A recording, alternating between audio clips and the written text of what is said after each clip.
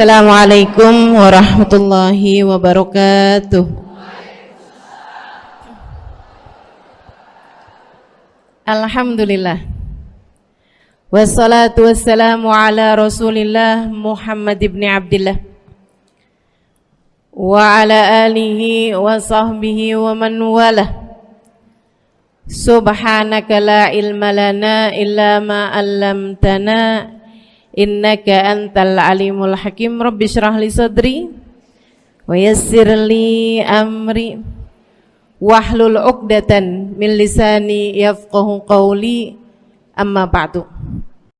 Bismillahirrahmanirrahim.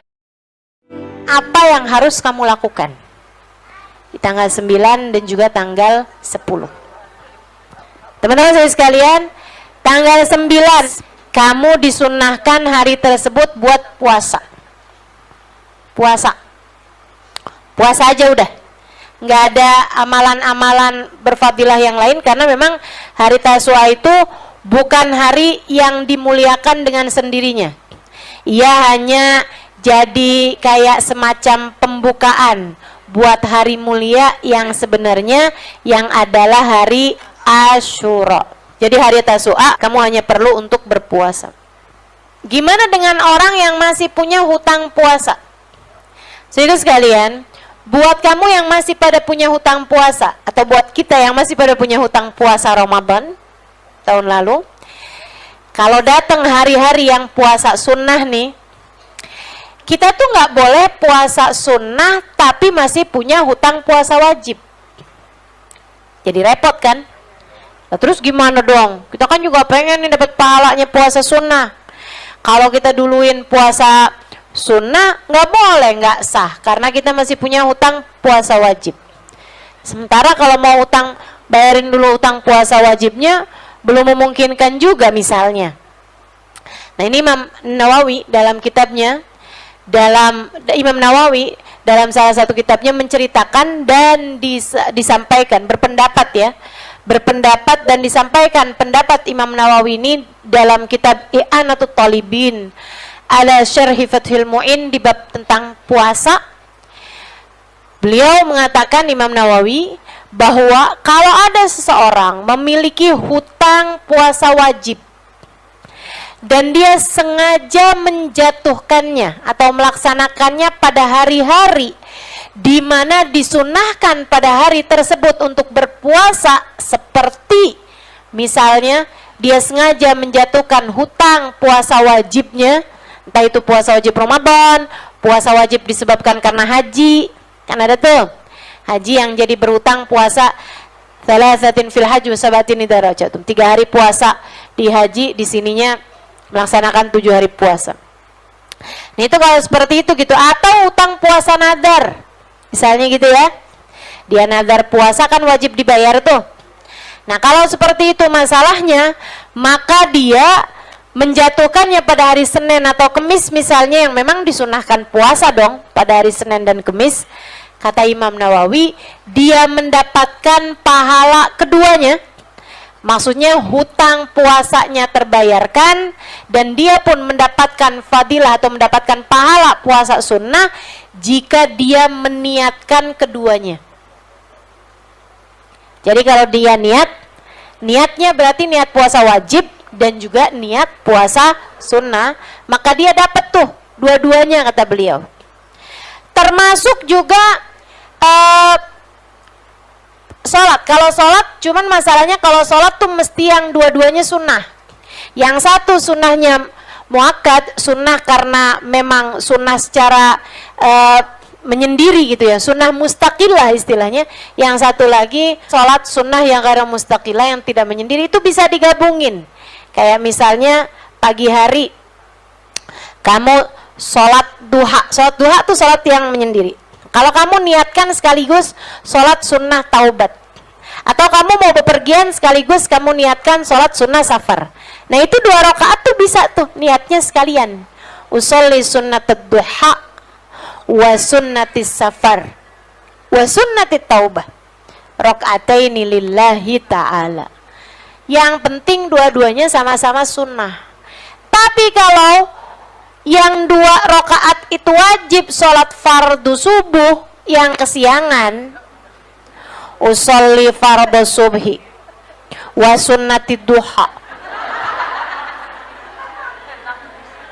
wa sunnati taubah wa sunnati safar rakaataini lillahi ta'ala. Yang ngaco itu. Sehingga sekalian saya muliakan, kembali kepada puasa kayak gitu tuh. Jadi niatnya gimana? Nih kan? Nah, kalau puasa nih bisa wajib apa sunnah. Kalau sholat dua-duanya sunnah tuh bisa. Yang satu mustaqilah, yang satu ghair mustaqilah. Nah, yang puasa nih nanti niatnya gini nih. Hari Kamis ya. Nawaitu sauma ghadin an qada'i fardhi syahri Ramadan wa an sunnati yaumil khamis wa tasu'a lillahi ta'ala. Gitu. Berarti jadi gabung 3 tuh. Niat fardu qada, niat qada puasa qada Ramadan, sama niat puasa Kemis, sama niat puasa Tasu'a, sama niat puasa bulan Muharram. Karena sebaik-baik puasa sesudah Ramadan adalah puasa bulan Muharram.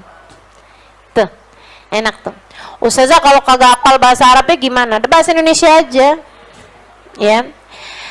Ya Allah, saya niat puasa besok buat qada puasa Ramadan saya, sama juga niat puasa hari Kamis, sama juga niat puasa hari Tasu'a, sama juga niat puasa bulan Muharram.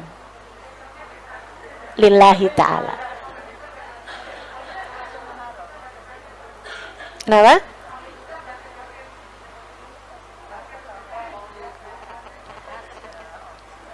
Ya bahasa apa aja pokoknya yang kamu ngerti, Allah Maha mengetahui.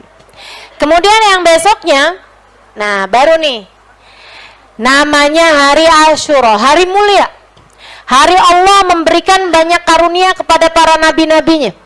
Ini sih kalau saya liatin sih ya, konsep hari kasih sayang tuh sebenarnya hari Asyura. Hari kasih sayang tuh hari Asyura. Hari Allah banyak memberikan hadiah-hadiah kepada para nabi-nabinya Allah Subhanahu wa taala pada hari tersebut gitu. Allah hari menyelamatkan Nabi Yunus, hari Allah menyelamatkan Nabi Nuh, hari Allah menyelamatkan Nabi Ayub, hari Allah menyelamatkan Nabi Daud, hari Allah menyelamatkan Nabi Musa. Hari penting-penting banyak Allah Subhanahu wa taala karuniakan kepada para nabi-nabinya tepat pada tanggal 10 Muharram atau hari Asyura. Maka hari penting nih besok nih Asyura nih ya. Atau tentu saja tanggal Asyura itu dari kata asyara, artinya adalah 10. Jatuhnya tanggal 10 Muharram. Ngapain aja tuh? Ada amalan-amalannya itu terbagi 3. Ada amalan yang jatuh perintahnya itu perintah sunnah yang muakkadah. Jangan sampai kamu tinggalkan. Karena kalau ditinggalkan rugi banget dah pokoknya. Ada hadisnya dan sahih hadisnya, Nabi Muhammad pun senantiasa melaksanakannya. Ada amalan yang begitu. Ada juga amalan yang kedua, amalan yang sunnah tapi ghair muakkad. Sunnah tapi enggak dikuatkan, enggak kuat gitu sunnahnya. Ya sebaiknya juga kita kerjakan. Karena memang perkara sunnah ya kan. Meskipun hadisnya itu ada, tapi hadisnya hadis yang dhaif. Nah, hadis yang dhaif ini boleh kok diamalkan untuk fadailul amal, untuk amal-amal yang berfadilah. Gitu ya. Ada jenis amalnya nih nanti akan saya sampaikan. Itu jenis amal yang kedua ini. Sunnah tapi ghair muakkadah. Artinya sunnahnya itu di bawah yang pertama tadi itu. Kalau yang pertama tuh boleh jangan ditinggalkan. Kalau yang kedua ini sebaiknya dilaksanakan, ya. Sebaiknya juga jangan ditinggalkan juga. Nah, kemudian yang ketiganya, boleh kamu kerjakan, boleh nggak kamu kerjakan. Kenapa gitu? Karena nggak ada hadisnya, baik sahih maupun dhaif. Tapi karena ada ulama yang bilang, ya kerjain aja. atau enggak juga nggak apa-apa juga. Gitu. Kita akan bahas amalan jenis pertama yang jangan sampai kamu tinggalkan pada hari Asyura itu. Hanya ada 2 jenis amal, masahafi, sesuatu yang sahih hadisnya tentang hari Asyura itu ada 2 amalan. Yang pertama, puasa. Hadisnya sahih. Inna shaum yaum Asyura yukaffir dunub sanah. Kata Nabi, sesungguhnya puasa hari Asyura menghapuskan dosa 1 tahun. Inna shaum yaum Asyura yukaffir dunub sanah. Puasa hari Asyura menghapuskan dosa 1 tahun. Jadi jangan tinggal puasanya. Teman-teman saya sekalian, kabarnya bahkan seperti yang saya baca dalam kitab I'anatul Talibin, syarahnya Fathul Mu'in di bab tentang puasa. Puasa Asyura ini kana wajiban qabla an aujaballah faridat shaum Ramadan. Qabla Ramadan. Dulu puasa Asyura ini hukumnya wajib sebelum diwajibkannya puasa pada bulan Ramadan. Nah, sesudah Allah wajibkan puasa bulan Ramadan, puasa-puasa yang sebelumnya sunnah, sebelumnya wajib, Allah Subhanahu wa taala ganti hukumnya, dinasakh, diganti sama Allah Subhanahu wa taala hukumnya menjadi berhukum puasa sunnah. Karenanya puasa hari Asyura ini adalah salah satu jenis puasa yang tidak pernah ditinggalkan Nabi Muhammad sallallahu alaihi wasallam ba'dal Islam. Sesudah Islam itu Allah Subhanahu wa taala selalu tuh memerintahkan Nabi buat puasa Asyura, karenanya Nabi Muhammad gak pernah tinggal puasa hari Asyura. Kamu kalau ninggal puasa hari Asyura, ikutan siapa? Dari sejak Islam Nabi Muhammad tidak pernah meninggalkan puasa Asyura. Bahkan para ulama menyebutkan hanya ada 2 hari di mana istri diperintahkan buat puasa dan diperbolehkan buat puasa sunnah walaupun tanpa izin suaminya. Istri itu kan nggak boleh puasa sunnah tanpa izin suami, ya kan? Bahkan puasa qadha aja kalau waktunya masih panjang tuh mesti izin sama suami. Puasa qadha Ramadan tuh kalau masih panjang waktunya kayak sekarang ini kan ketemu Ramadan berikutnya masih panjang. Itu kalau mau qadha mesti bilang sama suaminya. Kalau suaminya on ya. Maksud saya kalau suaminya itu ada di kota gitu kan, tinggal bareng. Nah kalau suaminya lagi jadi TKL di luar negeri, Saudi Arabia, nggak juga kamu kalau setiap kali mau puasa kamu bilang sama suami. Nggak perlu kamu mau Senin Kemis kek, kamu mau puasa Daud kek, bebas. Karena yang dimaksudkan dengan kenapa istri harus izin untuk puasa sunnah kepada suaminya adalah karena Allah nggak mau puasamu yang adalah untuk menjadikanmu dekat dengan Allah Subhanahu wa taala akhirnya menjadi hak suami berkurang atas dirimu. Itu maksudnya. Nah, teman-teman sekalian, puasa yang diperbolehkan istri untuk puasa bahkan tanpa izin suaminya ada 2 hari aja. Yaitu hari Arafah kemarin tanggal 9 Dzulhijjah sama tanggal 10 yaitu hari Asyura 10 Muharram. Ini ya, tasuanya enggak. Jadi kalau kamu misalnya gitu kan enggak dapat izin suami buat puasa, hari tasuanya tetap enggak usah puasa, tapi yang Asyuranya tetaplah berpuasa. Kenapa gitu? Ya karena suaminya juga sebaiknya puasa. Begitu ceritanya ya. Teman-teman saya sekalian, puasanya tuh jangan sampai kamu tinggalkan. Itu satu.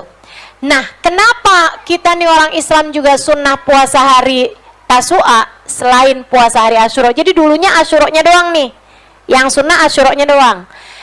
Tapi kemudian di akhir kehidupannya Nabi lihat ternyata orang Yahudi juga pada puasa hari Asyura. Dulu waktu Nabi di Mekah, Nabi kan gak banyak bersinggungan dengan orang Yahudi. Nabi gak ketemu orang Yahudi di Mekah. Gak ada orang Yahudi di Mekah, adanya di Madinah. Di Mekah itu yang ada adalah orang kafir Quraisy. Tapi di Madinah, mulai nih ada Yahudul Madinah. Yahudinya orang Madinah. Saudara sekalian, Nabi lihat ternyata yang pada puasa, Nabi tahu ternyata yang pada puasa bukan cuma orang Islam, akan tapi juga orang Yahudi. Nabi pun nanya di akhir hidupnya Nabi ya, Di bulan Muharram akhir hidupnya Nabi Muhammad tuh tahu itu, kemudian Nabi nanya, kenapa kalian berpuasa wahai Yahudi gitu. Terus orang Yahudi itu bilang, hadzal yaum najjallahu fihi Musa. Bukankah hari ini adalah hari Allah menyelamatkan Nabi Musa? Maka kami pun berpuasa pada hari ini sebagai rasa syukur kami atas apa yang Allah berikan kepada orang-orang, kepada Nabi Allah Musa alaihissalam. Nabi kemudian bilang kepada umat Islam, lau adraktus sanatil atiyah lasumtu mal asyura at-tasu'a. Kalau umur saya nyampe tahun depan, Nabi pakai bahasanya lau, andai umur saya nyampe tahun depan. Kenapa? Karena Nabi Muhammad tahu bahwa umurnya tidak akan sampai ke tahun depan. Nabi Muhammad bilang, kalau umur saya nyampe tahun depan, saya akan berpuasa bersama dengan hari Asyura, hari Tasu'anya juga. Bersama dengan tanggal 10, saya mau puasain tanggal 9-nya juga. Akan tetapi, bulan Muharram, so far Nabi Muhammad jatuh sakit. Rabiul Awal Nabi Muhammad meninggal dunia. Nah, kita sebagai umatnya yang mudah-mudahan solehah, melanjutkan niat nabinya. Sebagaimana anak tuh kalau solehah melanjutkan niat orang tuanya. Orang tua udah meninggal nih, ada lanjutin dah niatnya, begitu kan ya. Nah, kita juga gitu. Mudah-mudahan deh kita bisa dianggap sebagai umat yang solehah. Kita puasain bersama dengan hari Asyura tanggal 10, tanggal 9-nya juga. Sampai-sampai para ulama bilang, kalau kamu nggak bisa puasa tanggal 9 karena satu dan lain hal, kamu puasa baru bisa tanggal 10-nya aja. Coba ikutin juga puasanya dengan tanggal 11. Biar kenapa? Biar puasa kamu beda sama puasanya orang Yahudi. Insya itu satu, teman-teman saya sekalian, puasa. Yang kedua, masahha fi Asyura, yang hadisnya sahih pada hari Asyura, jangan sampai kamu tinggalkan, adalah at-tausi'ah alal iyal. Man wassa ala iyalihi yawma Asyura wassa Allahu rizqah. Siapa yang meluaskan nafkah, meluaskan rezeki, meluaskan uang belanja, uang jajan keluarganya pada hari Asyura, uang saku keluarganya pada hari Asyura, dia luaskan, dia tambahi, maka Allah akan meluaskan rizkinya. Dalam satu riwayat sepanjang tahun. Jadi bagi para ibu yang biasa ngasih uang jajan anak-anaknya, hari Asyura lebihin, hari Asyura tambahin, kalau bisa hari Asyura gandain, lipetin. Biasanya 10.000 tambahin, gitu dah, terserah pokoknya, tambahin biar seneng. Kenapa gitu? Hari Allah banyak memberikan kasih sayang kepada orang lain, kepada hamba-hambanya. Kalau kamu hari tersebut menyayangi anak-anakmu, menyayangi orang-orang yang bersamamu, insya Allah kasih sayang Allah berhasil kamu dapatkan. Tenang aja, janjinya kata Nabi Muhammad, Allah akan mudahkan rezekimu sepanjang tahun. Itu, ya kan? Udah tuh nggak usah hitung-hitungan, siapa aja dah yang bisa kamu kasih. Hari Asyura kamu kasihin. Anak-anak, mungkin yang pada punya ART, ya, asisten rumah tangga yang kerja di rumah, kasih. Gitu kan?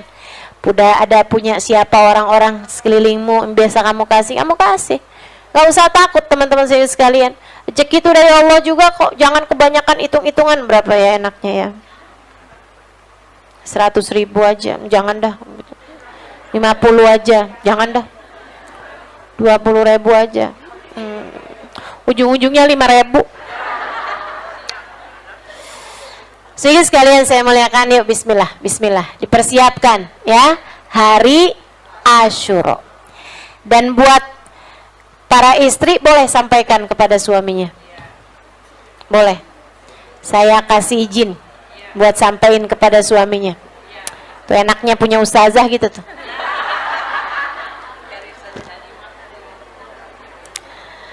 Tadi dapat ilmu baru bang, saya kan suka kesian lihat abang suka susah nyari rezeki. Dikasih tahu mau ustazah caranya biar sepanjang tahun rezeki gampang. Apaan? Abang mulai dari sekarang nabung dah bang. Ntar tanggal 10 abang kasihin sama saya bang. Kata Nabi gitu bang. Ustazah bilangnya gitu. Kata Nabi loh bang, bukan dari saya.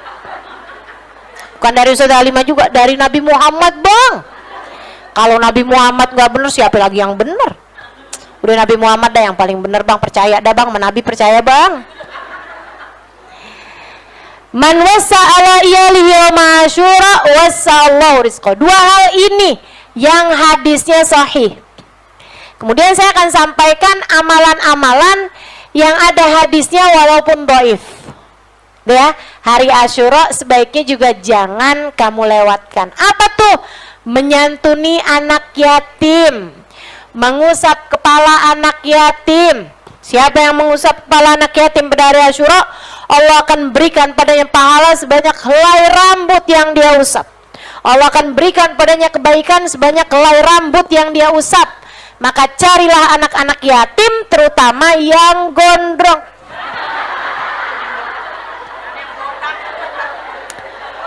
Lah ya kan hadisnya gitu. Sebanyak helai rambut. Nah kalau botak tuh agak repot ya. Bismillah dah. Serius Ustazah? Ya enggak juga. Pas dilihat botak sana. Enggak jadi mau diusap kepalanya. Teman-teman sih sekalian, nih ya, anak yatim tuh batasannya sampai berapa? Dengerin saya, ini pertanyaan banyak banget dah. Anak yatim tuh batasannya sampai berapa? Kalau untuk disantuni, kalau dia adalah perempuan sampai dengan menikah, kalau dia laki-laki sampai dengan bekerja untuk disantuni. Tapi kalau untuk diusap kepalanya sampai dengan balik. Ya, jangan pas ngelihat ada anak udah gede, kamu yatim apa enggak? Yatim saya tante. Oh, sini deh saya usap. Umur kamu berapa? 25 tahun tante. Ya ngaco-ngaco itu ya. Jangan gitu teman-teman sekalian. Atau ibu-ibu nih ntar bilang sama suaminya, bang daripada nyari anak yatim susah-susah bang, aneh juga yatim lah, minta diusap. Jadi kalau urusan santunan itu sampai dengan balik ya. Kalau udah balik udah enggak sunnah lagi buat diusap kepalanya gitu. Tapi kalau untuk disantuni sampai dengan anak tersebut menikah kalau perempuan, atau sampai dengan bekerja kalau dia adalah laki-laki atau perempuan. Nah kalau perempuan juga kalau dia udah kerja gitu, kalau zaman sekarang kan banyak juga anak-anak perempuan yang udah kerja gitu, nah itu juga udah nggak perlu lagi disantuni gitu. Santuni kan dikasih uang gitu ya. Dan untuk santunan ini teman-teman, khusus untuk anak yatim yang miskin. Khusus untuk anak yatim yang miskin. Kalau untuk disantuni yang membutuhkan gitu, kalau dia dapat warisan banyak, bahkan dia lebih kaya daripada kamu, ntar kamu santunin kasih uang 100.000 gitu kan, dia uang jajannya aja 200.000 tiap hari. Nggak perlu gitu. Jadi yang perlu disantuni adalah anak yatim yang membutuhkan. Tapi kalau untuk diusap kepalanya, walaupun dia adalah seorang anak yatim yang mampu, tetap sunnah tuh. Tetap sunnah hari itu untuk diusap kepalanya. Gitu ya. Kasih aja hadiah kalau kamu nggak mau santunin gitu kan. Nah kalau dibeliin makanan, beliin coklat, beliin apa kan, walaupun dia orang mampu juga ya nggak apa-apa gitu. Begitu ya teman-teman sekalian, jelas ini ya, anak yatim. Baik, nah saya sarankan kalau teman-teman bikin acara santunan anak yatim pada hari Asyura, jangan hanya khusus untuk anak yatim. Khawatir menimbulkan kecemburuan di tengah masyarakat kita, khawatir anak-anak yang miskin-miskin, yang lebih miskin bahkan dari anak-anak yatim, tapi orang tuanya masih ada, Bapaknya ada tapi udah sakit-sakitan. Bapaknya ada tapi ninggalin dia entah kemana. Bapaknya ada tapi nggak bertanggung jawab. Kan banyak tuh yang kayak gitu. Banyak ya. Khawatirnya nanti malah anak-anak itu berharap andai bapaknya meninggal. Betul nggak? Jangan sampai itu terjadi di tengah masyarakat kita gitu. Ih, enak ya kamu yatim. Ntar gitu tuh, yang miskin-miskin. Gitu kan, enak ya kamu yatim, banyak dapat santunan nih hari, saya nggak dapet nih. Habisnya kan bapak saya masih ada. Jadi nyeselin keberadaan ayahnya gitu. Nah jangan, teman-teman saya sekalian, buat santunan untuk yatim dan duafa. Karena di tengah masyarakat kita juga banyak anak-anak yang nggak yatim akan tetapi duafa. Mereka miskin dan sangat memerlukan. Jelas ya? Dan kalau kamu ngumpulin harta, ngumpulin duit buat anak-anak yatim dan duafa, hati-hati, hati-hati, hati-hati. Jangan dipakai buat acara duitnya. Jangan dipakai buat ngasih ustazahnya yang isi acaranya. Hati-hati, hati-hati. Kalau bahasanya santunan yatim dan duafa, maka itu menjadi hak mereka yang yatim dan duafa, tidak diperkenankan dipakai untuk urusan yang lain. Apalagi kalau dipakai buat iuran panitia, buat makan-makannya panitia. Hati-hati, jangan sampai kamu pikir kamu sudah beribadah, ternyata kamu sebenarnya sedang makan harta anak yatim. A'udzubillahi minasyaitonirrajim. Alladzina ya'kuluna amwalal yatama dzulman innama ya'kuluna fi butunihim nara wa sayaslawna sa'ira. Sesungguhnya orang-orang yang makan harta anak yatim secara zalim, dia sama saja kayak memakan api di dalam perutnya. Dan kelak dia akan masuk ke dalam api neraka yang berkobar-kobar. Na'udzubillah min dzalik. Hati-hati. Hati-hati teman-teman saya sekalian. Nah, terus gimana dong Ustazah? Kita kan mau bikin acara santunan anak yatim dan duafa, kan pakai ada acaranya gitu kan. Ya kamu minta sumbangannya sama orang-orang. Kalau memang kamu merasa seperti itu, yang jelas aja kita mau bikin acara nih buat anak yatim dan duafa, acaranya santunan. Ini duitnya nanti dipakai buat acaranya juga nih. Jelas, mesti jelas. Itu namanya hibah bisyarat teman-teman. Orang ngasihnya kan pakai persyaratan buat apa. Nah itu harus jelas gitu. Kalau memang kamu seperti itu, atau lebih baik santunannya buat yatim dan duafa aja, panitianya aja yang kumpul-kumpulin duit buat bikin acaranya. Atau kalau kamu nggak mampu buat bikin acaranya dari uang yang selain daripada uang santunan tersebut, teman-teman saya sekalian, nggak usah bikin acara, langsung aja duitnya dibagi-bagiin. Ya kan ya? Ini biar kita nih lebih hati-hati sama urusan duit teman-teman. Saya sampaikan ini nih biar kita semuanya lebih hati-hati dalam urusan uang. Oke baik, santunan anak yatim, apalagi yang disunahkan hari itu? Jengukin orang sakit, apalagi yang disunahkan hari itu? Berziarah atau berkunjung kepada orang-orang soleh, untuk kamu mendapatkan doa-doa dari para guru, dari orang-orang soleh gitu ya. Itu juga bagus tuh. Pokoknya ini intinya adalah inti kasih sayang. Intinya adalah hari kasih sayang. Kamu saling menyayangi biar dapat rahmatnya Allah. Kamu datangi orang-orang soleh, kamu minta doa dari mereka gitu kan. Nah kemudian lagi bersedekah. Banyakin sedekah. Nah apa yang saya sebutkan ini teman-teman saya sekalian, sebenarnya adalah memang sesuatu hal yang baik untuk kamu lakukan kapanpun waktunya. Makanya biar kata nggak ada hadisnya, itu emang bagus aja kamu kerjakan kapanpun waktunya gitu. Andai nggak ada hadisnya, apalagi ini ada hadisnya meskipun doif. Jadi silahkan dikerjakan. Kemudian yang terakhir, amalan-amalan yang kamu kerjain boleh, enggak juga nggak apa-apa juga gitu. Karena memang tidak ada hadisnya secara sahih ataupun doif. Apa itu? Kalau teman-teman dengar hari Asyura sunnah potong kuku.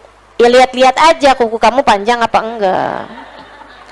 Dan lihat-lihat juga hari Asyura-nya jatuhnya hari apa. Ya. Nah, kebetulannya hari ini Asyura-nya jatuhnya hari Jumat. Sehingga hari Jumat itu memang hari yang sunnah buat potong kuku. Bagus aja, silakan potong kuku. Nah, kalau hari Asyura-nya jatuhnya hari Selasa, sebaiknya jangan potong kuku karena memang nggak bagus potong kuku pada hari Selasa. Gitu ya. Kemudian yang kedua lagi, kalau kamu dengar hari Asyura itu kamu sunnahnya mandi, saya yakin sih ibu-ibu biar kata hari apa juga pasti mandi ya Bu ya. Ya udah mandi mah mandi aja gitu.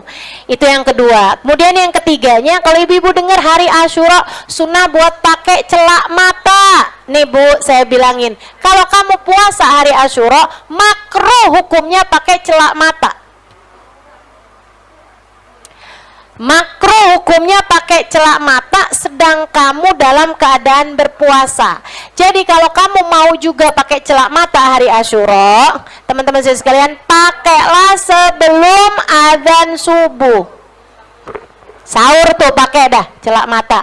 Bismillah, insya Allah. Apalagi kalau kamu pakai celak matanya celak mata ismit, itu sunnah. Nabi Muhammad pakai celak mata kok gitu.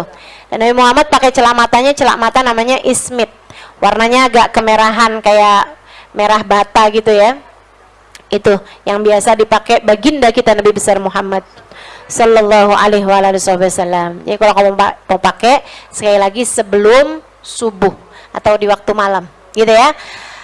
Baik, itu adalah hal-hal yang insya Allah akan kita kerjakan. Oh ya, tambahan lagi, ada yang masuk dalam yang ada hadisnya meskipun nggak sahih ya, meskipun hadisnya dhaif, itu adalah membaca ayat kursi 360 kali, diawali dengan membaca Bismillahirrahmanirrahim setiap awalnya. Untuk setiap ayat kursinya juga membaca Al-Ikhlas, surat Qul Huwallahu Ahad kalau bisa sampai dengan 1000 kali. Nah, itu pada hari Asyura itu juga merupakan suatu hal yang baik untuk dilakukan. Oh ya, ada lagi juga zikiran hasbunallahu wa ni'mal wakil wa ni'man nasir sebanyak 70 kali, diiringi juga dengan doanya. Ada tuh doa Asyura yang nanti akan saya taruhkan juga deh di feed Instagram saya biar teman-teman pada bisa ngikutin dari sini. Hari Asyura, hari yang paling enak banget buat kita dapat semua karunia-karunianya Allah SWT. Gitu ya. Jangan lupa santunin anak yatim pada hari Asyura, sedekah kepada orang miskin pada hari Asyura, kemudian nambahin uang jajan bagi para orang tua kepada anak-anaknya, gitu kan ya. Kemudian lagi puasa, kemudian baca zikiran hasbunallah wa ni'mal wakil, ni'mal maula wa ni'man nasir, dan juga lanjutkan dengan baca doanya. Ada doanya tuh, ada ketulis, tinggal baca aja. Kalau mau tambahan zikir apa Ustazah? Boleh tuh baca ayat kursi sebanyak 360 kali. Kalau yang kemarin belum baca tanggal 1, itu boleh juga dibaca tanggal 10 atau hari Asyura. 360 kali ayat kursi, diawali masing-masing dengan baca Bismillahirrahmanirrahim. Gitu ya. Insyaallah mudah-mudahan semuanya bisa diamalkan dan mudah-mudahan kita semuanya meraih apa yang Allah Subhanahu wa taala janjikan pada hari Asyura, berupa ampunan, berupa rahmat, berupa kasih sayang, berupa kesembuhan, berupa rezeki, berupa kemudahan hidup, berupa terangkatnya semua kesedihan dalam hati, berupa terangkatnya sebuah musibah-musibah dalam kehidupan kita. Assalamualaikum warahmatullahi wabarakatuh. Alhamdulillah. Wassalatu wassalamu ala Rasulillah Muhammad ibn Abdillah wa ala alihi wa sahbihi wa man walah. Subhanaka la ilma lana illa ma 'allamtana innaka antal alimul hakim. Rabbi shrah li sadri wa yassir li amri wahlul 'uqdatan min lisani yafqahu qawli, amma ba'du. Bismillahirrahmanirrahim. Hari Asyura juga hari Allah ngasih, adik-adik saudariku sekalian. Hari Allah Subhanahu wa taala mengeluarkan Nabi Yunus dari dalam perut ikan. Nabi Yunus nih kesian bener. Ninggalin kaumnya. Sebenarnya bukan niat ninggalin sih, cuman didakwahin bertahun-tahun kagak ada yang beriman. Satu pun, padahal baik-baik. Tetangganya baik. Kalau Nabi Yunus lewat nih pada senyum. Yunus apa kabar? Gitu kan? Yunus kemana? Mau belanja? Gitu. Itu pada nawarin berbaik-baik orang-orangnya. Nabi Yunus sakit dijengukin, tapi Nabi Yunus ngajakin beriman, pada nggak mau. Kalau Nabi Yunus ngomong pada senyum-senyum, tapi nggak ada yang pada mau beriman. Ini kan nyebelin ya, nyebelin banget gitu. Nabi Yunus lama-lama ya udah dah, kayaknya nih nggak menjanjikan nih. Kaum Nainawa namanya.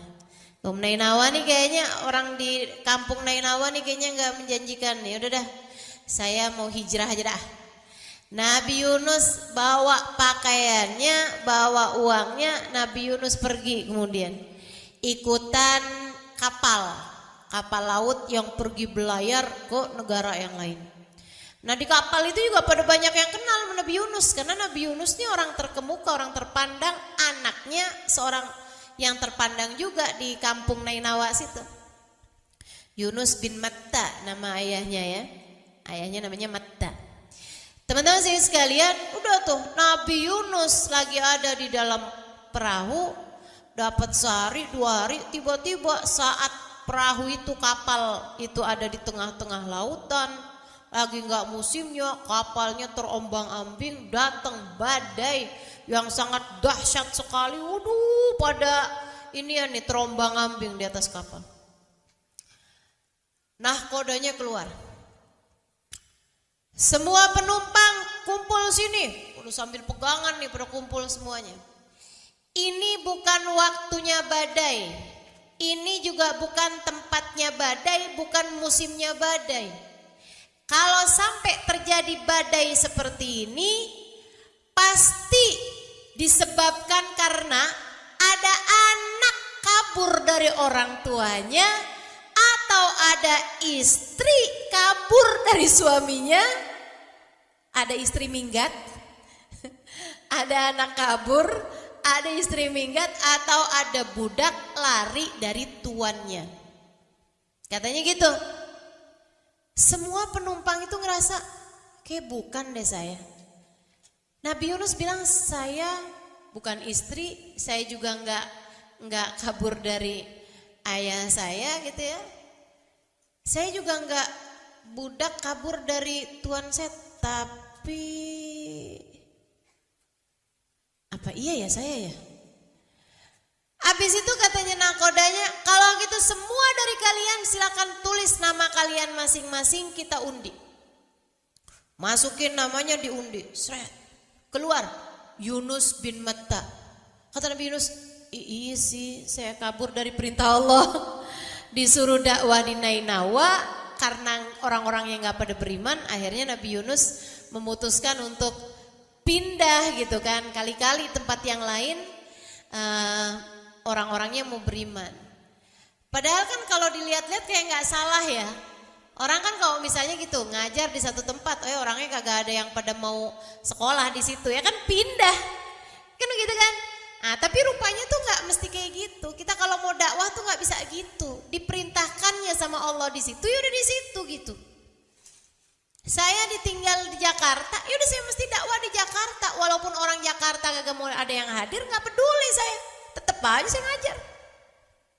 Kayak gitu mestinya gitu. Karena orang tuh kalau dakwah tuh ya udah kamu ditempatkan di mana, di situ kamu harus bermanfaat. Boleh, bukan nggak boleh dakwah di tempat-tempat yang lain, boleh. Saya juga pergi kemana-mana. Tapi yang Jakarta itu harus yang menjadi prioritas. Sebab kita tinggal di situ, kita bermanfaat di tempat di mana kita berada. Apalagi para nabi. Para nabi itu ada surat utusannya, diutusin di Nainawa, nah kenapa kamu kabur? Jadinya itu kapal oleng. Katanya nakodanya, tapi Yunus kamu kan bukan budak Yunus. Kali-kali salah nih, kocok lagi. Dikocok lagi, keluar lagi Yunus bin Matta. Nabi Yunus, tuh kan saya. Akhirnya terus orang bilang, ayo sekali lagi. Kenapa sekali lagi? Karena ikannya belum nyampe. Ikan pausnya belum nyampe ke situ. Jadi Allah pikir, diundi lagi keluar Yunus bin Matta. Ayo kita lempar Yunus. Mereka pun guncang-guncang Nabi Yunus, dilemparkanlah. Pas banget tuh Allah bukain mulutnya ikan paus yang udah nyampe ke situ. Begitu keluar, begitu Nabi Yunus dilemparkan, blok, masuk tuh ke dalam perutnya ikan paus. Masya Allah, namanya Nun, ya.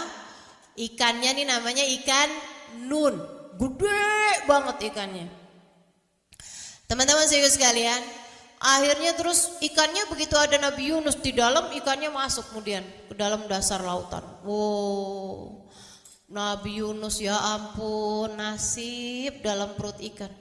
Nggak bisa lihat, nggak bisa gerak, nggak bisa ngapa-ngapain. Saya kalau lagi sumpek-sumpek saya ingetin Nabi Yunus deh nih. Saya bilang lagi sumpek kayak apapun nggak apa-apa.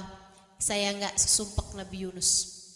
Saya kalau sumpek masih bisa mandi, masih bisa sholat, masih bisa sujud, masih bisa bikin teh manis panas, masih bisa bikin Indomie pakai rawit. Iya kan? Masih apa-apanya nih, masih ada deh yang bisa kita kerjain. Nabi Yunus dalam perut ikan bisa ngapain coba? Nggak bisa apa-apa deh, Masya Allah, Masya Allah. Terombang-ambing dalam perut ikan berhari-hari lamanya. Nggak ngelihat tangannya, nggak ngelihat kakinya di mana, udah nggak bisa lihat. Dalamnya perut ikan, dalamnya dasar lautan, dalamnya malam, nggak bisa lihat apa-apa. Fi dhulumatin thalath. Kata Allah Subhanahu wa taala, Yunus berada dalam 3 kegelapan. Gelap dalam perut ikan, gelap dalam lautan, dan gelapnya malam ketika sedang malam. Waduh, benar-benar Nabi Yunus sumpek di atas sumpek. Itu Nabi Yunus dalam perut ikan dari yang asalnya nyalah-nyalahin keadaan. Dari yang lagian nih, saya emang salah sih kabur dari Nainawa, tapi kan emang orang-orangnya tuh juga nggak pada ikutan saya tuh. Lagian kenapa sih mereka nggak beriman aja gitu? Kan mereka kalau beriman kan mereka pada selamat ya. Waduh terus tuh Nabi Yunus menyalah-nyalahkan keadaan, nyalah-nyalahin orang dan lain sebagainya. Habis itu orang ikannya kalau lagi lapar dia makan ikan. Dia makan ikan gitu kan, masuk ke dalam nih tinggal tulang-tulangnya. Ya ampun Nabi Yunus udahlah susah dalam perut ikan, ketusuk-tusuk meduri. Malah bener nasib Nabi Yunus. Masya Allah, berhari-hari lamanya deh melayang-layang dalam perut ikan. Jangan dikata urusan lapar, haus, terombang ambing gak jelas tuh dalam perut ikan. Ya Allah, tinggal kayak badannya udah lemes, udah gak bisa apa-apa. Berhari-hari lamanya.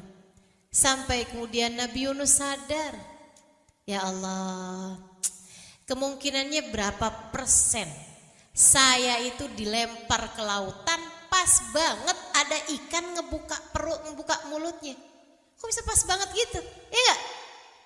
Ini kan kalau dicari persentasinya itu nggak kebayang, nggak bisa tuh, nggak bisa pas banget gitu, set gitu kan nggak mungkin. Tapi kok bisa kejadian gini nih? Semuanya karena ada yang ngatur. Siapa yang ngatur? Allah. Kita kan juga sering banget tuh ngerasa, ya ampun udah jatuh tertimpa tangga. Kayak istilahnya gitu kan. Ya ampun kok kayak sial banget ya nasib saya hari ini. Ya kok bisa ngepas banget ya, udahlah begini, datang begini, ininya begini. Ya ampun, kesel banget dah.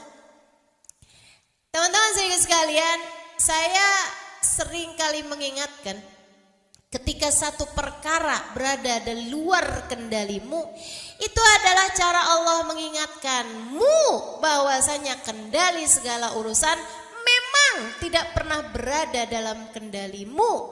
Semua kendali ada pada Allah. Yang ngatur hidup kita nih dek, bukan kita sendiri dek, Allah.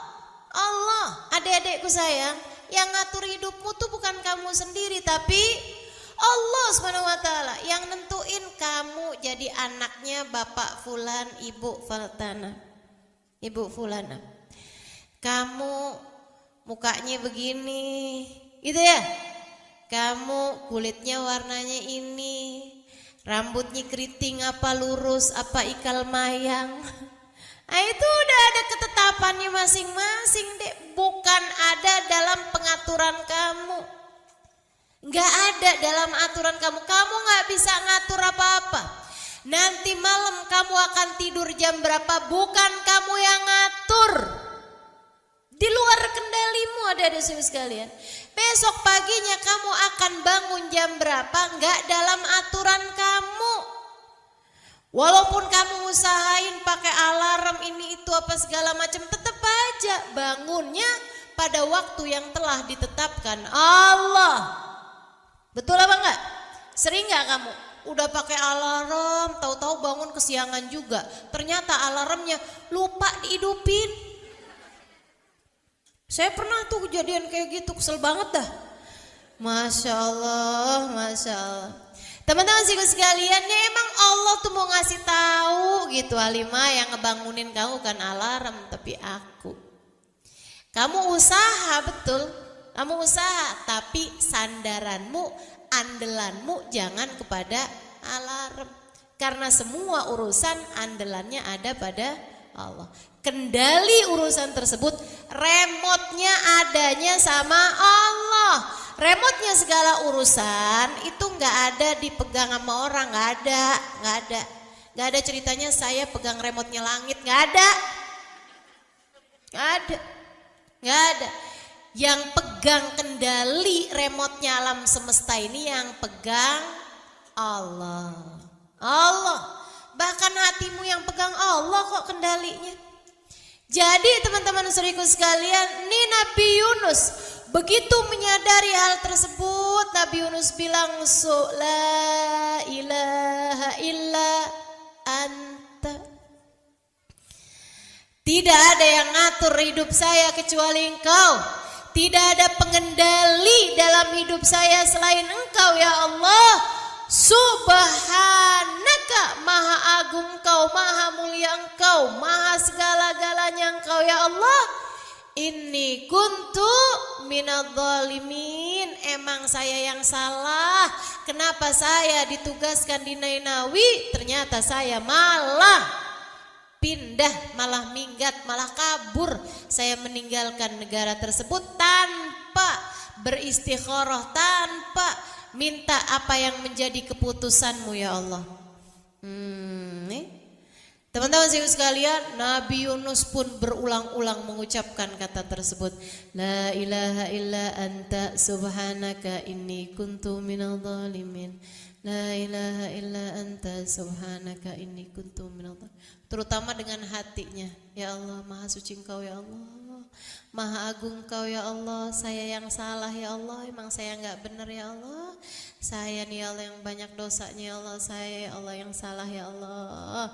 Saya seharusnya enggak nyalahin siapapun, karena sebenarnya sayalah yang salah. Subhanallah, zikirannya Nabi Musa ini kedengeran sampai malaikat-malaikatnya Allah di atas langit sana. Katanya para malaikat gini, suaranya kedengeran kencang bener, familiar, kita apal nih manis suara. Tapi orangnya kita liatin kagak ada ya. Di bumi mana dia nih? Sautun ma'ruf fi makanin majhul, kata para malaikat. Ini ada suara kita kenal, familiar banget suaranya. Akan tetapi fi makanin majhul, tempatnya di mana kita nggak tahu. Allah bilang, innahu sautu abdi Yunus fi batnil hut. Sesungguhnya ini adalah suara hambaku Yunus dari dalam perut ikan. Pada tanggal 10 Muharram.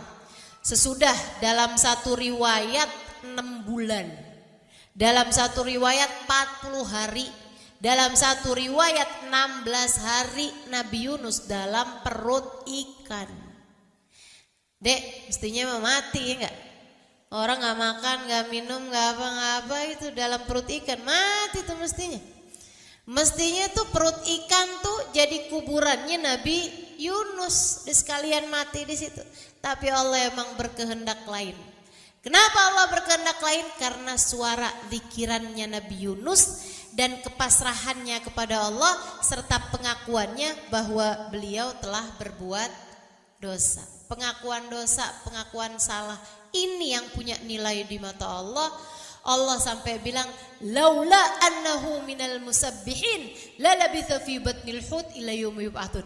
Andai ada Yunus tuh enggak zikir tuh, andai Yunus tuh enggak baca la ilaha illa anta subhanaka inni kuntu minadh dhalimin, hatinya enggak bergemuruh dengan zikir yang seperti itu, la labitha fi batnil hut ila yaumi yub'atsun. Aku akan biarkan dia di dalam perut ikan sampai hari kebangkitan.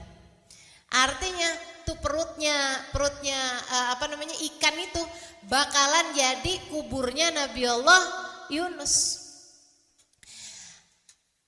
Karena beliau berzikir Allah selamatkan. Tanggal 10 Muharram Allah bikin perut ikannya mules. Mual. Nah ya kan kalau nggak mulus nggak ini ya nggak muntah ya kan. Nggak mual nggak muntah gitu. Mual setengah mati. Waduh. Mual banget nih. Jadinya nih ikannya nih mulai bergerak. Asalnya nggak gerak-gerak tuh di dalam aja tuh. Nyari makanannya juga di dalam aja tuh di dasar lautan tuh. Jadi kalau ada ikan lewat dia tinggal buka aja mulutnya. Gitu. Gitu aja tuh terus ikannya tuh. Nah yang sekarang nih ikannya perutnya mules. Ikannya jadinya nyari daratan. Waduh mulai dia lewat aja nih lautannya goyang. Karena kan gede banget badannya. Dia lewat terus tuh dia pesisirin tuh. Sampai nyampe ke daratan dia buka mulutnya. Dia pun muntah kemudian keluarlah Yunus sampai terdampar di daratan, nggak punya tenaga teman-teman, nggak punya tenaga, lemes, setengah mati, ya ampun, tinggal nyawanya doang nih, ya Allah, pingsan beberapa waktu sampai kemudian Allah Subhanahu Wa Taala, Allah tuh, kalau mau ngasih kehidupan sama orang pasti dikasih rezekinya, nih buat ibu-ibu terutamanya nih ibu-ibu yang hadir dengerin saya nih. Jangan pernah was-was ragu-ragu urusan rezeki. Kalau kamu emang mesti hidup, rezekimu bakalan sampai padamu. Tenang, bisa jadi kamu gak tahu alamat rezekimu. Rezekimu yang tahu alamatmu. Gak bakalan salah kirim, malaikat Mikail tuh gak bakalan salah kirim. Sama malaikat Israel gak akan pernah salah cabut nyawa gitu ya. Jangan ada tuh yang bilang, yang sakit bininya, kok yang mati lakinya, jangan-jangan keliru nih malaikatnya. Gak ada ceritanya. Gak ada ceritanya malaikat Israel keliru nyabut nyawa. Sama halnya malaikat Mikail gak bakalan keliru bagi-bagi rejeki teman-teman. Gak ada ceritanya. Jadi gak usah khawatir. Ini nih saya bikin toko, sebelah bikin toko lagi nih. Sama juga jualannya sama saya. Dia ngerebut rezeki saya. Saya pergi ke Mbah Dukun nih. Biar bikin tokonya dia gak laku. Enggak gitu caranya. Kita sebagai orang beriman tahu yang ngasih rezeki Allah Subhanahu Wa Taala. Malaikat gak bakalan keliru bagi-bagi nama kita rezeki. Wahum la yufarritun, kata Allah. Malaikat tuh gak ada yang keliru, Jadi nih kalau karena Nabi Yunus nih mesti hidup teman-teman sekalian, Allah kasih rezekinya berupa apa? Melon. Rezekinya Nabi Yunus waktu itu berupa melon. Sama Allah tuh pohon melon tuh, kan pohon melon ngerambat tuh. Dirambatin, buahnya dibikin sama Allah pas banget di depan mulutnya Nabi Yunus. Karena kalau Nabi Yunus mesti gerak gak bisa juga. Jadi Nabi Yunus kan lemes banget, Allah kasih rezekinya tuh pas depan matanya. Teman-teman sekalian, sama Allah buahnya digedein sampai nyentuh mulutnya Nabi Yunus. Nabi Yunus pas sadar dari pingsannya, apaan sih nih? Depan di mulutnya banget. Buahnya tuh udah nyampe ke mulutnya. Mulai itu dimakan sama Nabi Yunus tuh buah yiktin namanya. Sejenis melon ya. Sejenis buah melon gitu. Dimakan. Udah bagus banget Allah kasihnya melon. Nggak cabai rawit gitu kan, kepedesan. Buah yang lain kan keras-keras. Kalau ini kan emang buahnya nggak keras gitu kan. Dari luarnya juga emang nggak keras. Terus dimakan sama Nabi Yunus sampai habis tuh buah. Nabi Yunus bisa duduk, bisa makan sisanya. Udah tuh, segeran lagi Nabi Yunus bisa jalan. Habis itu ketemu sama orang, nanya, "Pak, maaf numpang tanya, ini daerah apa nih?" "Oh ini daerah Nainawi." Lah, kabur dari situ nyampe ke situ juga. Ini daerah Nainawa katanya. Ya Allah, kampungnya balik lagi ke Nainawa. Ya udah deh, berdakwah lagi Nabi Yunus sampai orang-orang pada beriman. Nah, poinnya adik-adik, teman-teman saudaraku sekalian saya muliakan, hidup itu jangan jauh-jauh dari Allah, sang pengendali kehidupan. Ingat-ingat nih, nasihat abah saya pernah ngasih nasihat sama saya, "Nak, hidup ini yang paling penting adalah nasib.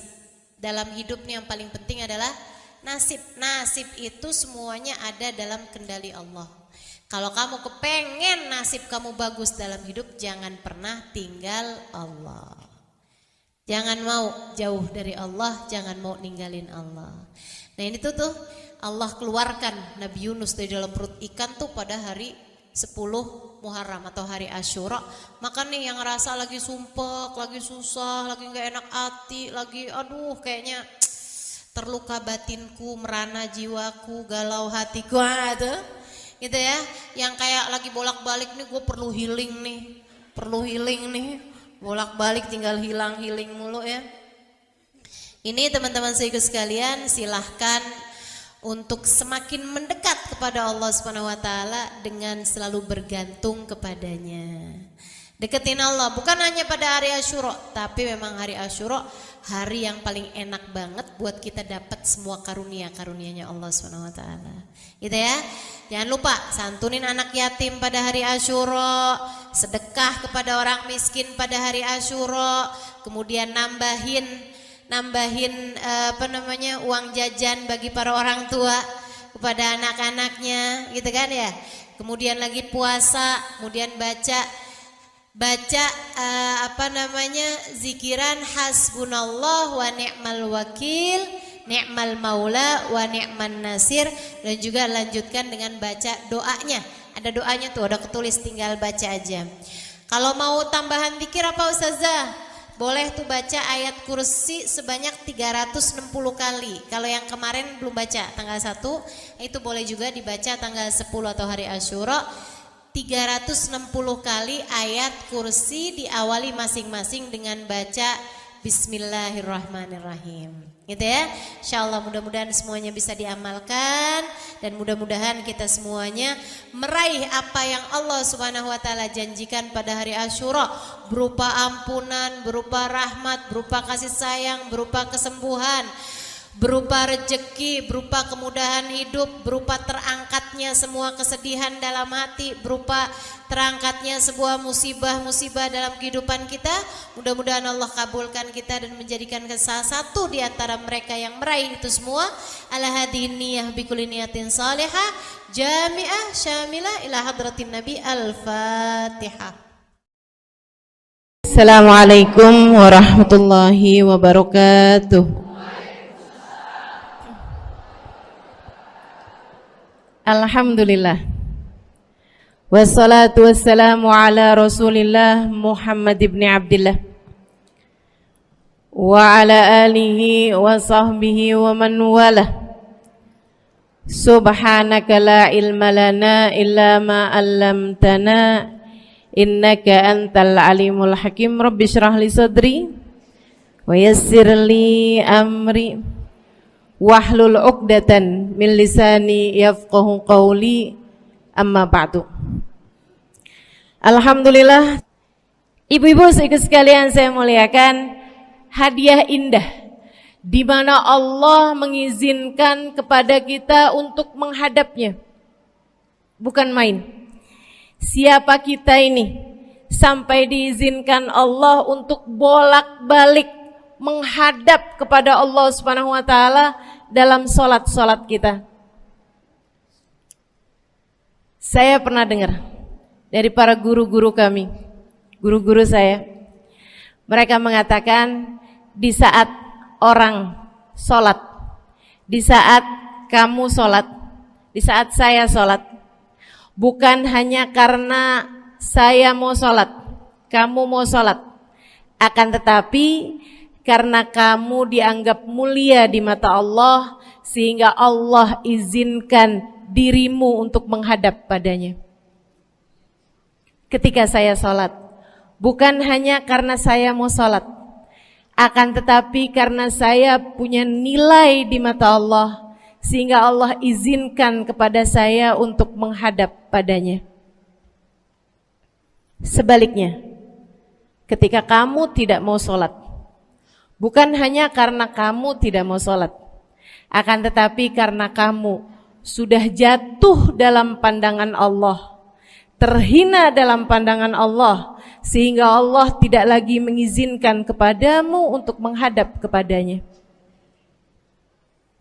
Ketika seseorang tidak sholat, bukan hanya karena dia tidak mau sholat, akan tetapi karena ia sudah tidak lagi bernilai di mata Allah, sehingga Allah tidak izinkan dia untuk menghadap padanya. Teman-teman, saudariku sekalian yang saya muliakan, kalau bicara tentang sholat nih teman-teman, ada 4 tingkatan, ada 4 kelas. Untuk kamu melihat sholatmu sudah ada di kelas yang mana. Kalau saya boleh bilang kelas teratasnya nih kelas bisnis, oke lah ya. Kelas bawahnya lagi kelas atasnya kelas eksklusif ya, kelas eksekutif. Terus bawahnya lagi kelas bisnis, bawahnya lagi kelas, tapi ada 4 kelas, bawahnya lagi kelas gerbong. Nggak naik dalam kereta nih ya. Kelas yang paling bawah kita bahas nih, kelas gerbong nih. Kayaknya naik di atasnya nih ya, gerbongnya. Teman-teman sekalian, orang yang di saat mengerjakan sholat, dia kerjakan juga, tapi merasanya sebagai beban. Ya ampun, udah maghrib aja, baru juga asar. Ya ampun, males banget dah. Ini gak ada rusuh nih. Kita kan lagi jalan-jalan nih. Kita kan lagi belanja nih di Tanah Abang. Itu jamaah aja gimana sholatnya. Nah ini orang-orang yang menganggap sholatnya sebagai beban. Malas kalau disuruh sholat, terutamanya subuh. Terutamanya sholat subuh. Ini Allah ceritakan orang-orang yang seperti ini adalah kelompoknya orang munafik. Naudzubillah. Alladzina idza qamu ila sholati qamu kusala. Orang-orang yang kalau disuruh sholat bangun juga sih, tapi malas banget. Setan nih nemenin dia, kayak naroin batu di atas kepalanya, bikin dia berat mau ngerjain sholat. Kalau lagi tidur, ngipas-ngipasin matanya, bobo aja lagi.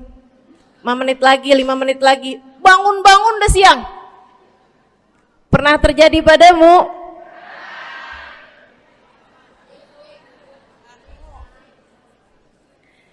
Jemur kunut. Bu, yang dijemur tuh jemuran aja, cucian aja. Jangan sampai jemur kunut. Kunutnya dijemur ya.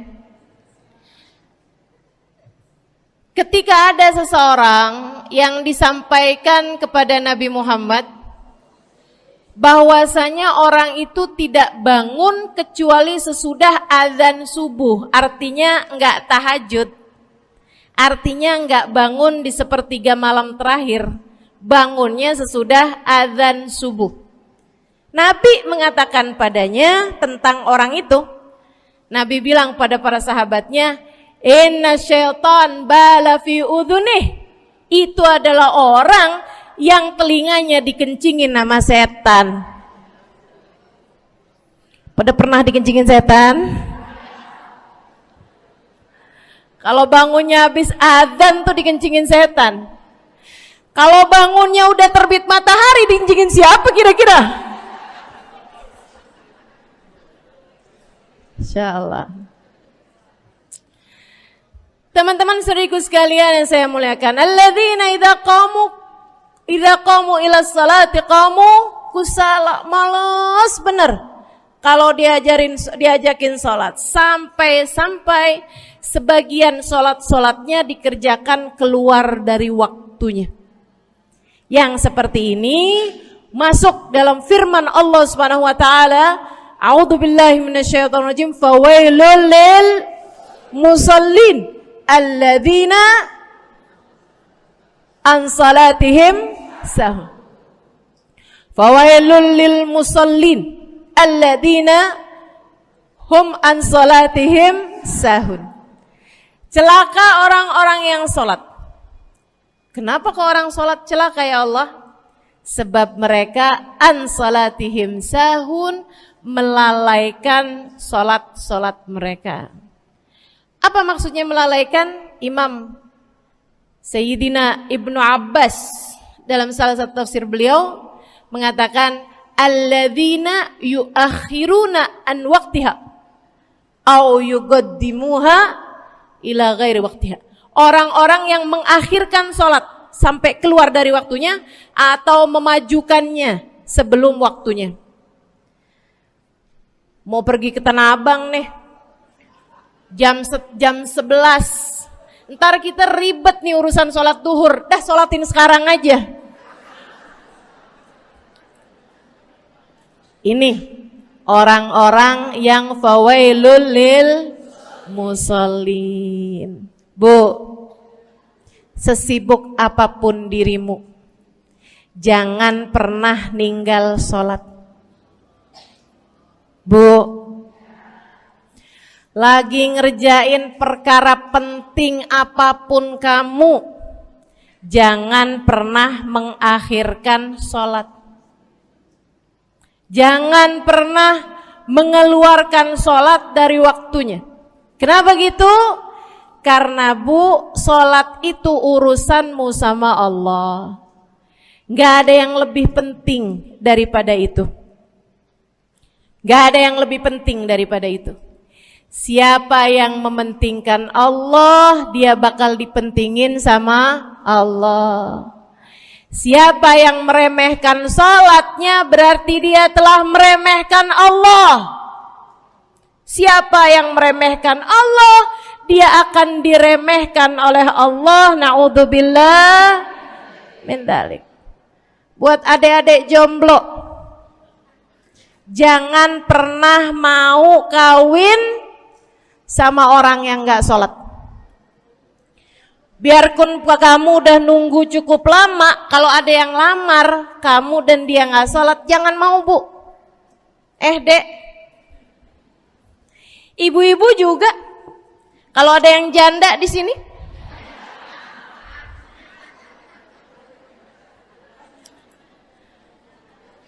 terus ada yang lamar kamu, walaupun di garasinya ada kijang,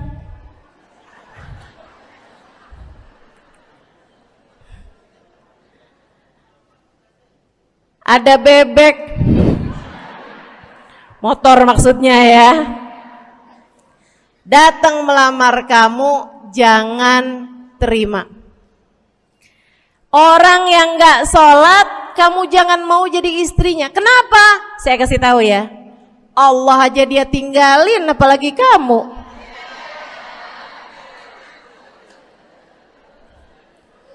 Allah aja dia tinggalin. Siapa yang tidak berguna baginya peringatan Allah, maka tidak akan berguna baginya peringatan dari siapapun. Tapi dia mencintai saya, Ustazah. Dia mencintai saya cinta mati katanya. Sekarang tungguin setahun 2 tahun, cintanya hilang, tinggal matinya. Tapi dia mencintai saya luar biasa, Ustazah. Dia tak sanggup hidup tanpa saya. Itu namanya cinta monyet. Tungguin 2 tahun, cintanya hilang, tinggal. Jangan temenan sama orang gak sholat. Dia telah jatuh di mata Allah. Maka kita pun belajar buat jadi orang-orang yang terus mendaki, terus meraih rahmatnya Allah, terus belajar buat jadi salah satu orang yang dipandang dengan rahmat oleh Allah Subhanahu wa taala. Salah satunya dengan cara kita memuliakan sholat. Kita menjaga sholat. Jagain sholatnya. Jangan masuk kelompok orang yang tadi itu sholatnya menjadi beban. Ini kelompok paling bawah nih. Naik ke kelas ekonomi. Tadi begitu ya? Kelas ekonomi, orang-orang yang sholatnya menjadi sebuah kewajiban. Dia kerjain, dia tahu itu wajib, dia gak akan tinggalin. Tapi sama halnya dengan kewajiban-kewajiban yang lain. Kita nih kalau mikirnya kewajiban, Bu, kalau gak diwajibin lagi seneng. Betul gak?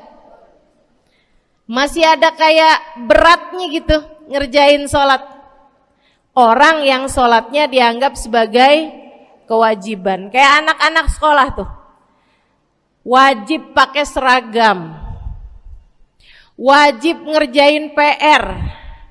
Kalau 1 hari, besok enggak wajib pakai seragam. Ada enggak ya pakai seragam? Enggak ada. Enggak ada. Enggak ada yang besoknya dipakai seragam. Terus tanyain, kenapa kamu tetap pakai seragam? Abisnya saya suka sama seragamnya. Enggak ada. Karena mereka menganggap pakai seragamnya adalah kewajiban. Sekolahnya sebagai kewajiban. Jadi giliran besok libur anak-anak, hore gitu. Ada orang-orang yang sholatnya dianggap sebagai kewajiban. Nggak ada yang nambah kalau kewajiban tuh. Sholat sunnah boro-boro. Sholat wajib aja kalau bisa dibikin sesingkat mungkin akan dilaksanakan dengan cara yang sesingkat-singkatnya.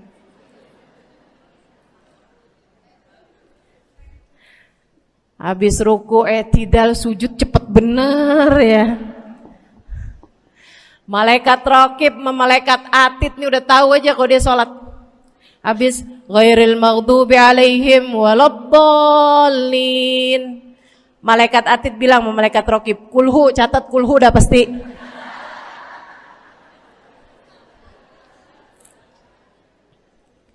Kulhu aja gak kelar-kelar. Teman-teman saudariku sekalian yang saya muliakan, sholatnya dianggap sebagai sebuah kewajiban. Nggak nambah dengan sunnah, namanya wajib.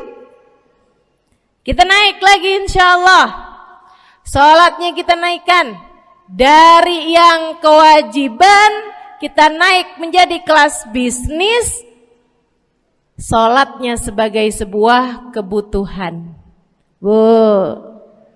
Mudah-mudahan nih ibu-ibu, teman-teman semuanya yang sedang menyimak kajian pada hari ini, saya doakan, karena saya berharap saya pun juga didoakan agar menjadi salah satu orang yang sudah berada dalam tingkatan ini. Sholat kita tahu adalah kebutuhan kita. Sama kayak kebutuhan makan, Bu. Ibu kenyang nggak kalau makan nasi doang 2 piring? Kenyang. Siapa yang bilang gak kenyang? Kalau kamu makan nasi doang, sepiring, kenyang apa gak kenyang? Kenyang. Akan tetapi pasti ibu-ibu mau nambah dah. Nambah apaan? Lauk. Nambah lauknya. Ada ikan asin, ada sayur asem. Langsung pada lapar nih. Ada sambal. Masya Allah, ada tempe goreng. Udah ibu ya, tetangga lewat kagak nyadar. Masya Allah. Teman-teman sekalian, kita nambah, bahkan udah kenyang pun kita masih cari lagi tambahan. Makanan apa nih yang bisa kita makan? Karena kita tahu makan adalah sebuah kebutuhan kita. Kita perlu sama makan. Kita butuh sama makan. Maka demikian pula dengan orang-orang yang sholatnya sudah dia tahu adalah sebagai sebuah kebutuhan. Cukup sih duhur 4 rakaat, dia nambah. Ada qobliyahnya, ada ba'diyahnya. Jam-jam 9 pagi nggak ada sholat wajib sih, tapi pengen ngemil, ya bu ya, dengan cara kerjain sholat duha. Malam-malam abisnya isya, ampun mau tidur, ingat katanya Nabi, pesannya kepada Sayyidina Abu Hurairah, wasani habibi, kata Abu Hurairah, an utir qabla an anam. Kekasih saya Nabi besar Muhammad, kata Abu Hurairah, kasih pesan pada saya untuk jangan tidur sebelum sholat witir. Jadi habis kelar sholat isya langsung sambung sama witirnya. Dia tahu sholatnya adalah sebagai sebuah kebutuhan. Kebutuhan. Saya butuh untuk sholat karena saya butuh kepada Allah. Saya perlu sholat karena saya perlu kepada Allah. Saya perlu sholat karena saya tahu urusan saya sebesar apapun saya rasakan adalah kecil dalam pandangan Allah. Saya perlu sholat karena permasalahan dalam hidup saya yang saya rasakan sebesar gunung di atas pundak saya, di atas punggung saya, di hadapan Allah tak sampai seperti setitik debu yang mudah saja untuk dia angkatkan dari kehidupan saya. Maka kita pun menjadikan sholat sebagai sebuah kebutuhan. Lagi sakit, jangan ninggal sholat. Kenapa? Kamu menghadap kepada yang punya kesehatan. Lagi banyak utang, jangan ninggal sholat. Sama, jangan utang lagi. Karena kamu menghadap kepada pemilik segala kekuasaan, pemilik dunia dan akhirat, pemilik semua uang di atas muka bumi ini adalah Allah. Makanya Habib Ali Habsyi, penulis kitab Maulid Simtud Duror, yang tadi ibu-ibu baca maulidnya, beliau pernah bilang, ada dalam salah satu diwan beliau, diwan tuh syair-syair beliau itu ya, Ali idza kad marid syafahu fi'lus shalah la'alla syirru sifa fi wad'i tilkal jibah. Kata beliau, Ali nih kalau lagi sakit, nih Habib Ali ya, beliau tuh padahal punya amal ibadah sangat banyak, tapi Habib Ali bilang, Ali idza qad marid syafahu fi'lus shalah. Ali nih kalau lagi sakit, sembuhnya sama sholat. Sembuhnya sama sholat. La'alla sirru sifat. Rasa-rasanya memang Allah letakkan rahasia kesembuhan ada pada fi wad'i tilkal jibah, terletakkannya jabhah kita, dahi kita di tempat sujud. Di sana semua permasalahan-permasalahan dalam hidupmu menjadi ringan. Saat kamu meletakkan dahimu di tempat sujud, kamu berbisik lirih kepada Allah, akan tetapi suaramu didengar sama yang punya arsy. Akan tetapi suara bisikanmu didengar segenap malaikat-malaikat yang ada di atas langit. Kemudian mereka mendoakanmu sehingga Allah mengatakan wasjud waqtarib, sujudlah kamu. Posisi sujudmu itu waqtarib akan membuatmu menjadi dekat dengan Allah Subhanahu wa taala. Sujudlah dan mendekatlah kepadaku, kata Allah. Agrab ma yakunul 'abd min rabbih fahuwa sajid, kata Nabi Muhammad. Fa'akthiru fihi du'a faqamin an yustajabulah. Tempat terdekat seorang hamba dengan Tuhannya adalah saat dia sedang sujud. Maka perbanyaklah doa dalam sujudmu, kata Nabi Muhammad. Doamu sangat mungkin diijabah oleh Allah. Apalagi kalau doanya kamu haturkan di sepertiga malam yang terakhir.